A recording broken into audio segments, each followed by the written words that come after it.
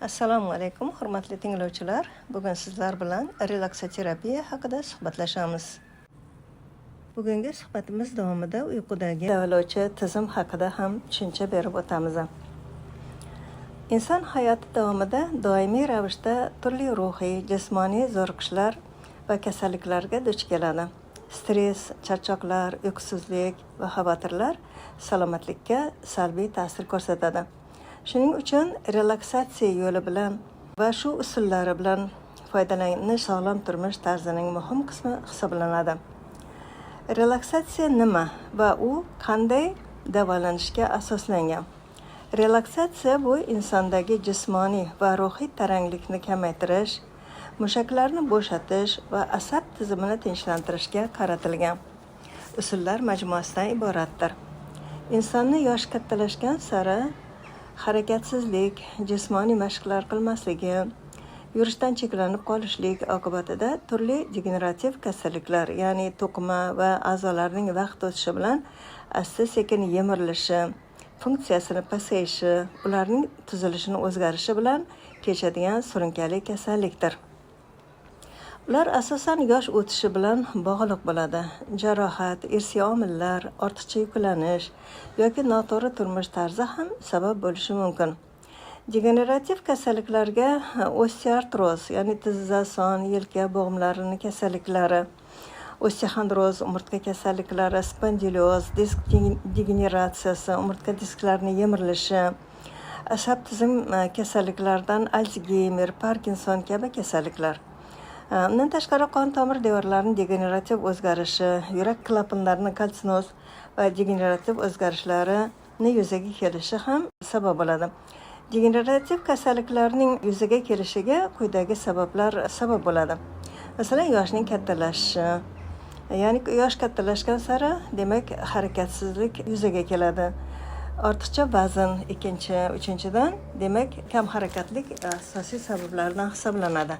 Undan tashqari noto'g'ri ovqatlanish kabilar ham sabab bo'ladi.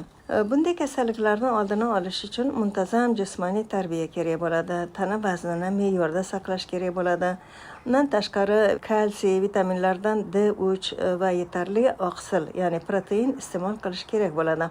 Albatta har kuni sabzavotlardan, omega 3 ga boy bo'lgan mahsulotlardan bu mahsulotlarni iste'mol qilish kerak bo'ladi. Mana shular demak kasalliklarni oldini olishi mumkin.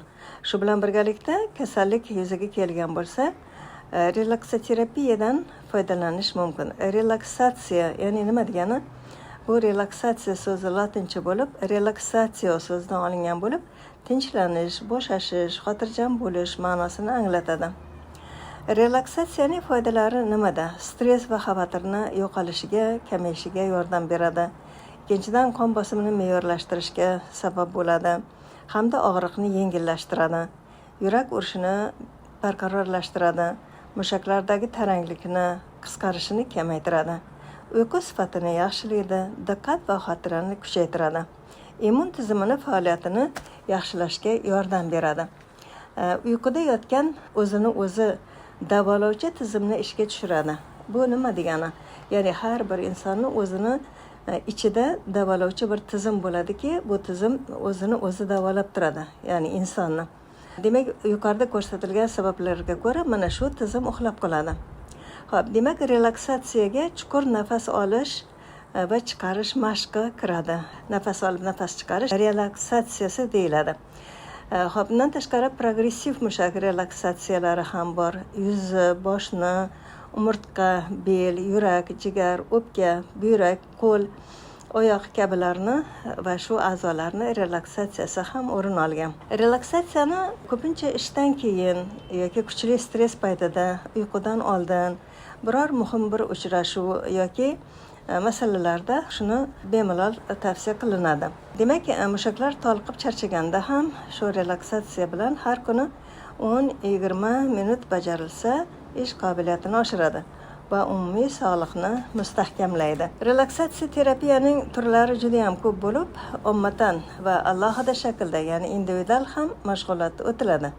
Bunda bemorning yoshi, kasallik holatlari, jinsi e'tiborga olinib, bemorga o'ziga xos mashg'ulotlar o'tkaziladi. Bugungi sizlar uchun tavsiya qilinayotgan relaksatsiya mashg'ulotimiz omma uchun mo'ljallangan relaksatsiya mashqidan iborat. Relaksatsiya mashqlarini har bir bemor kunda bir marta qabul qilish kerak.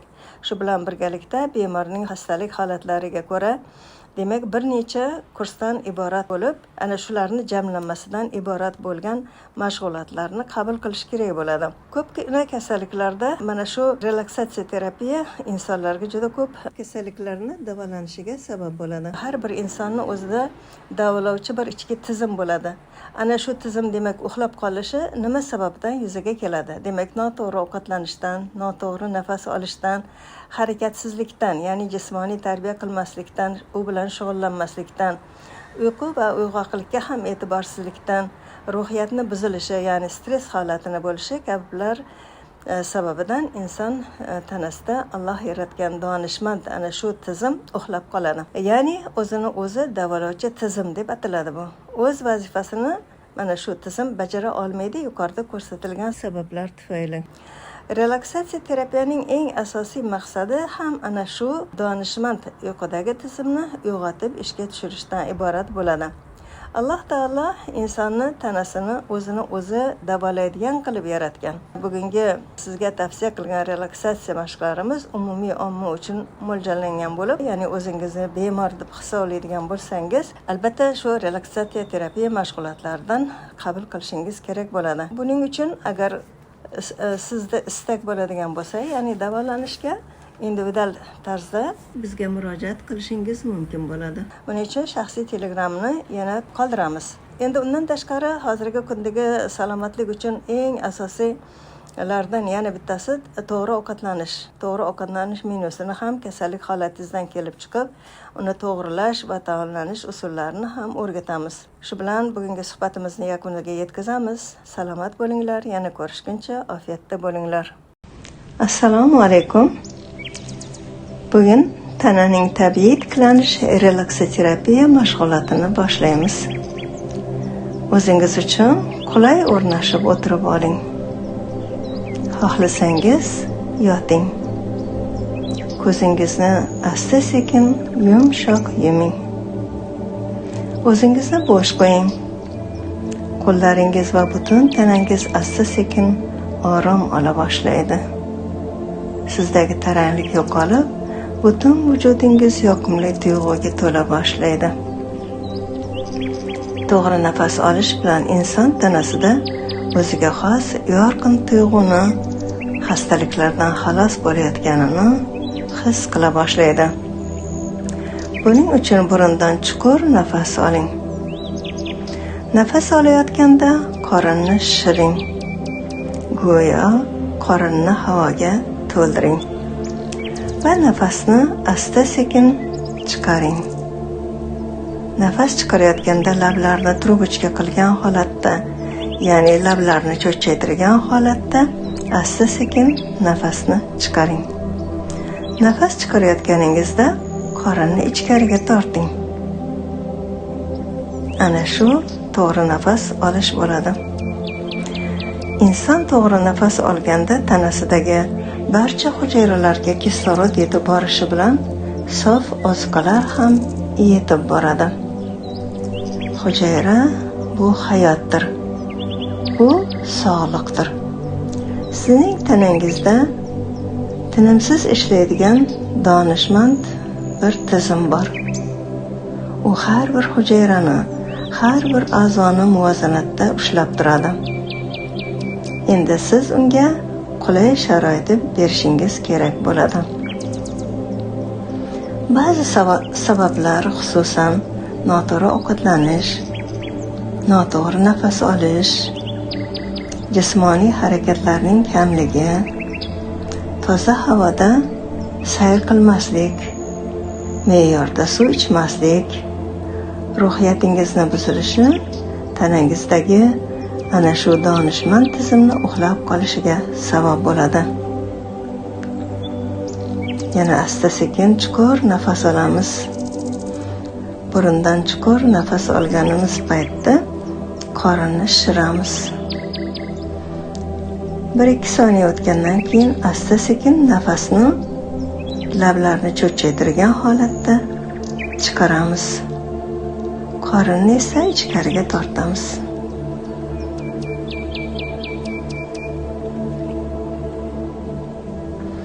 Ahamiyat bersangiz, butun tana tin olib bo'shashayotganini yana ham his qilasiz. Bo'shashgan mushaklar va tinch ong. Har bir soniya nafas bilan tanangizning tabiiy tiklanish mexanizmlari yanada uyg'un ishlashga imkon beryapsiz. Yana chuqur nafas olamiz. Asta-sekin nafasni chiqaramiz. Nafas olishingiz jarayonida ichki tiklanish resurslari tiklana boshlaydi va u yanada faollasha boshlaydi. Yana nafas olib, nafas chiqaramiz. Burundan chuqur nafas olamiz, biroz nafas tutib turamiz, qorinni shishiramiz. Nafas chiqarayotganda esa qorinni ichkariga tortamiz. Ana shunday.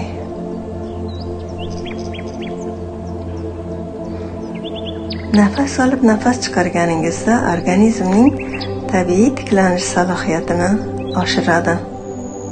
Bu muolajamiz ilmiy nuqtai nazardan aniqlangan usuldir.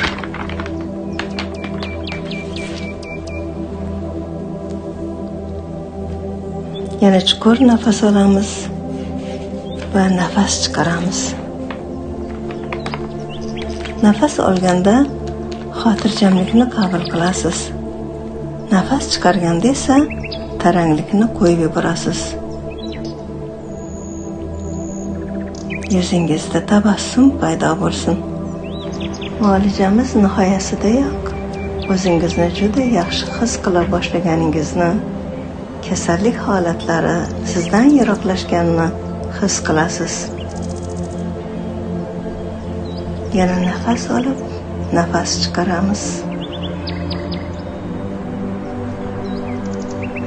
Bu uslubdagi muolajamiz nihoyasidayoq o'zingizni tetik, bardam his qilish bilan birgalikda kasalliklar chekilganini shohidi bo'lasiz. Bu uslubdagi muolajamiz boshqa turdagi muolajalarimizga hamohangdir. Asta-sekin qo'l oyoqlaringizni harakatga keltirasiz. Sekin asta ko'zlaringizni ochasiz va hayotdan zavqlanib yashashda davom etasiz. Bugungi mashg'ulotimizni shu bilan yakuniga yetkazamiz. Sizlarga sihat, salomatlik tilab qolamiz.